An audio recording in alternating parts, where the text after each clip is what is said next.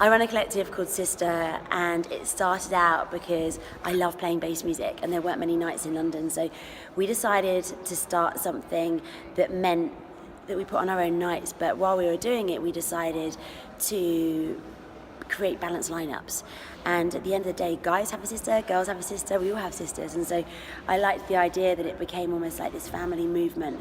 And so now we created a radio show and we syndicate in the UK, the US, Australia and Thailand, and that's ever growing, and we're feeding out to different markets. Just having conversations about broadcasting in Florida.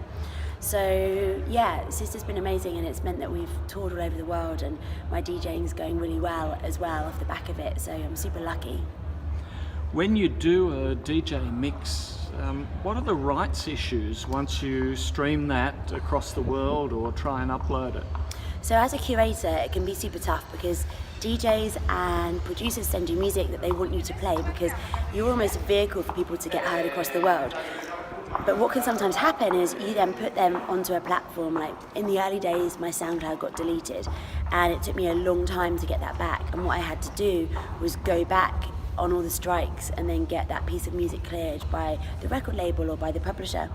So as a curator, there's people like Mixcloud that you can put it onto, but when it comes to putting your music or your content onto the major streamers, you run into problems, especially with the likes of YouTube, Facebook.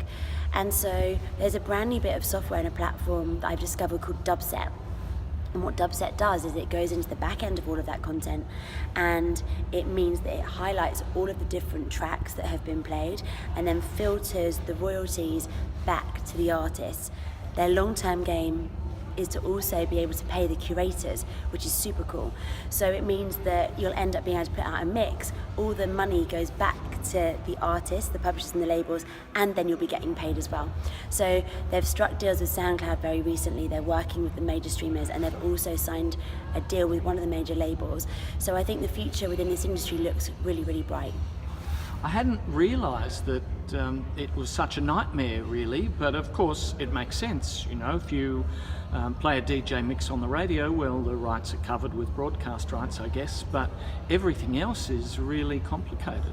And the thing is, there's so much that now comes into the mix with that, and there's so many people that are involved in the recording process. So it might be that you're working with a producer, a vocalist, I don't know, a DJ that's remixed a track, and then on top of that you have publishers and labels.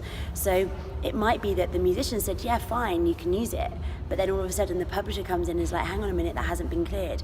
So hopefully with something like Dubset, it's not only going to work for the DJs, for the record labels and producers, but also for the streamers as well, because it's obviously a massive problem for them that they're constantly running into, because it's almost like going into a shop and taking something and not paying for it, and it's something that as an industry we need to do better at. So hopefully Dubset is going to be the solution for that. Thank you.